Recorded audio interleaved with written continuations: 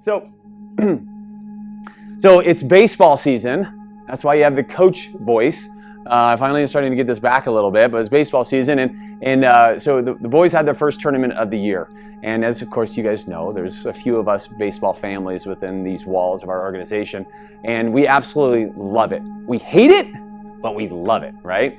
And the boys ended up having a really good weekend. But as I was reflecting on the weekend that we'd had, I kept on going back to like, God, winning can suck. Like winning really kind of sucks sometimes, right? And this was an image I thought, I was like, total failure, right? Right?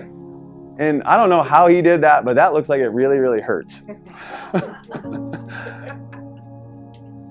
But winning sucks because you have to experience a lot of failure on your journey.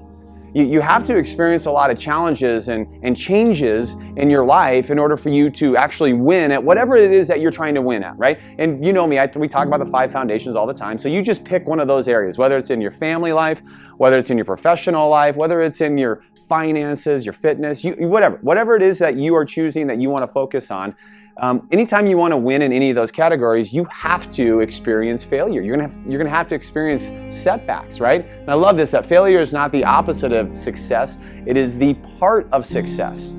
And for any of you that have actually experienced like really big success, really big goals that you've achieved, really big wins in your life, you've also understood that they come with some of the biggest heartaches. It comes with the biggest challenges that you're gonna face.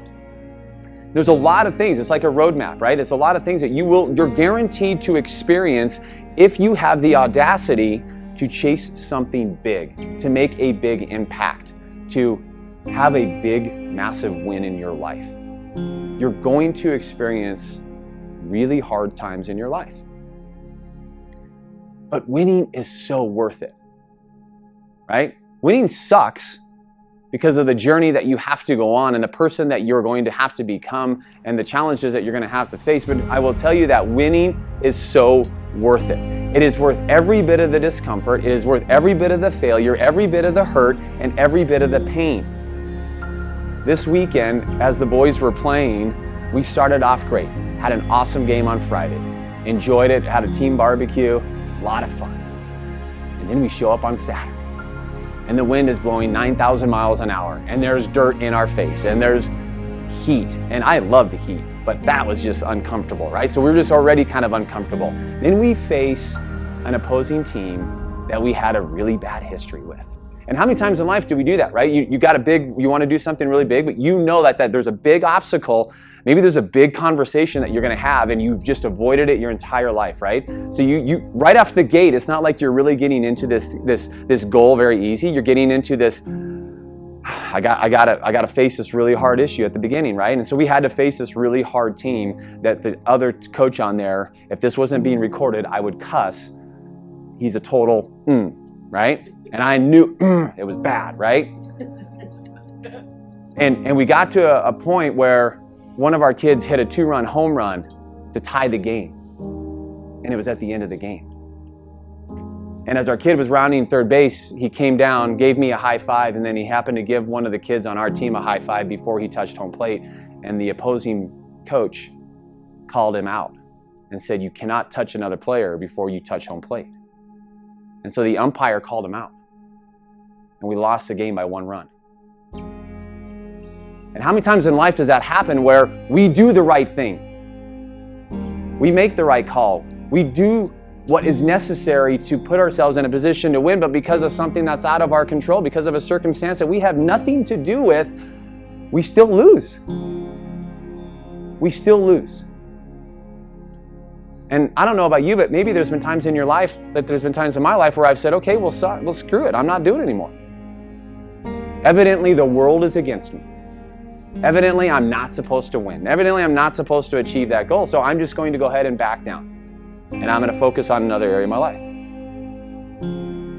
And so fortunately, these boys who were defeated, who were devastated, chose not to do that. They chose to show up the very next day and face the very same team with a motivation that they were not going to allow anybody to overcome the opportunity to win in this game. These are 12-year-old boys. And they did exactly what we as adults should be doing in our life. Overcoming obstacles in order to achieve greatness in our life. Are you interested or are you committed? For those of you that follow Tom Ferry, you've probably heard this before.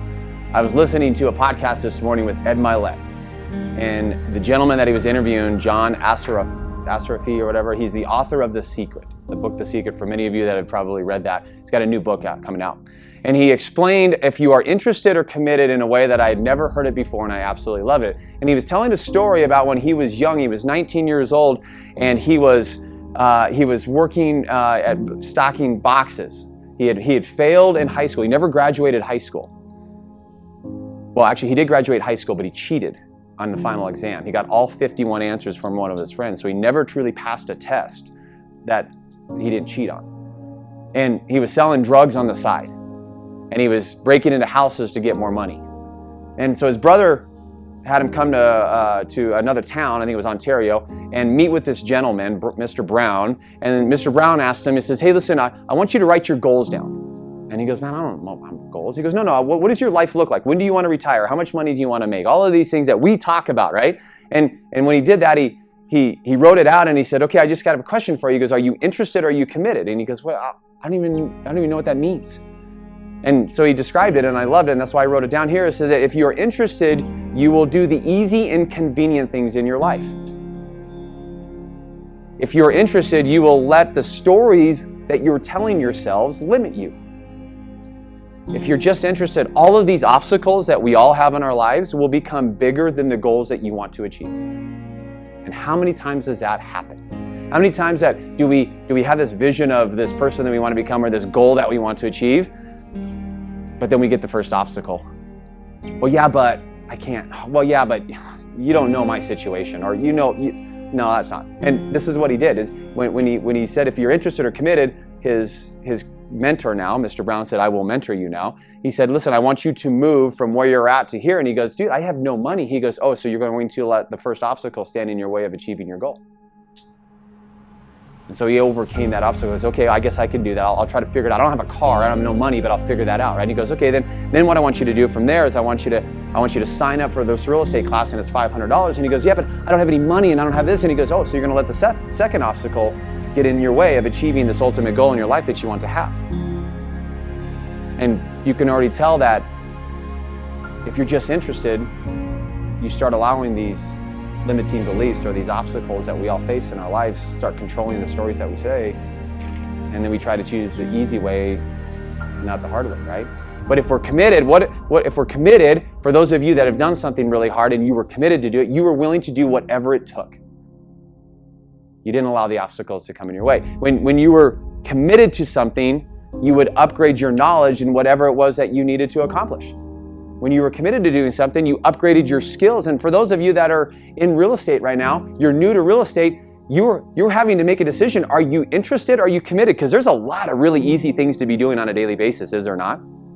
There's a lot of really easy things and very convenient things that you can be doing that you think that are busy work, but they're not producing anything in your life. And then you're part of the 87% that fail. But if you are committed and you want to be one of the 13% that succeed in this, then are you willing to do whatever it takes to be successful? And that's just in real estate. Are you willing to upgrade your skills? Are you willing to develop the beliefs and the habits to match your goals? And you guys, I talk about this all the time about once you do this, you become a different person and you have to become this other person, and change is hard and all these things. But I loved how he was talking about this, is that are you willing to develop those beliefs? Because they take time to develop, and you're going to fail, and you're going to experience that, right? You're going to experience these setbacks. You're going to experience the heartbreak. You're going to experience the naysayers, the people that are trying to steal that space between your head. And that's what happened this weekend, right? So the second game, when we were facing this team, not only was I having to face that coach, but then I was having to face the coach's brother, who I know personally, who happens to live here, and he's a total asshole. And I was allowing him to have space between my head. But the boys did. And the boys ended up beating. And then the boys ended up beating and winning the next game. And the boys were down by 4 runs, and our 9-hole hitter happened to start a rally, and it happened to be my son Brady, so it was even more special, right? And we ended up winning the semifinal game. And then we ended up winning the championship game. So is winning worth it? Absolutely. Is going through the suck absolutely worth it? Yes, right? So what does winning look like in your life? It means that you have to change the story that you're telling yourself. You have to be committed to becoming uncomfortable every day in some area of your life. You have to be willing to choose the end for the immediate. The end goal for the immediate pain. You have to be willing to change. You have to be willing to deal with that. You have to be willing to sacrifice the easy for the hard. Because it's really easy to just show up in life.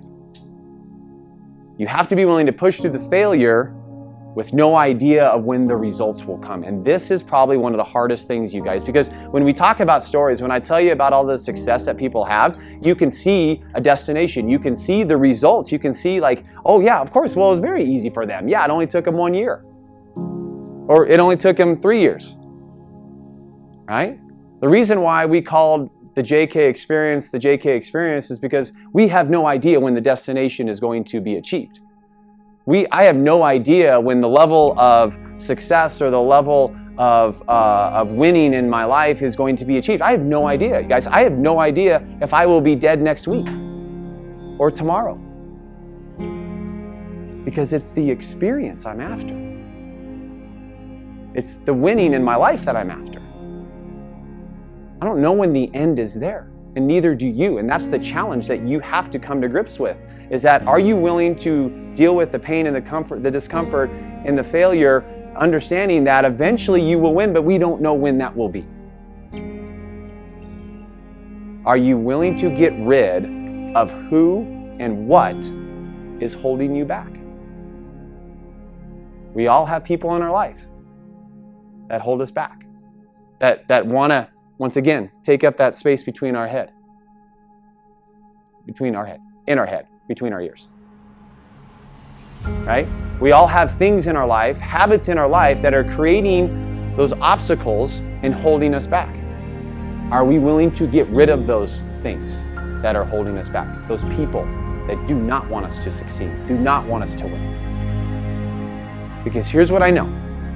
When you do this, when you start winning in your life, when you start to see this person that you've always wanted to be, you become more confident, you become more fulfilled, you become more peaceful with yourself, you become more accomplished because your industry or your people or your sphere of influence starts to see this person that you've worked so hard to become, and they start to see the person that they respect even more so. You become more happy. And you become a new you. Bobby Knight is crazy, first of all. We all know this, right? But what a great coach, right? And as I was looking at quotes, I love this one. The key is not the will to win, because everybody has that at some level. It is the will to prepare to win. That is important. It is the will to prepare to win that is important. And understanding that winning sucks because of the journey that you're going to have to go on.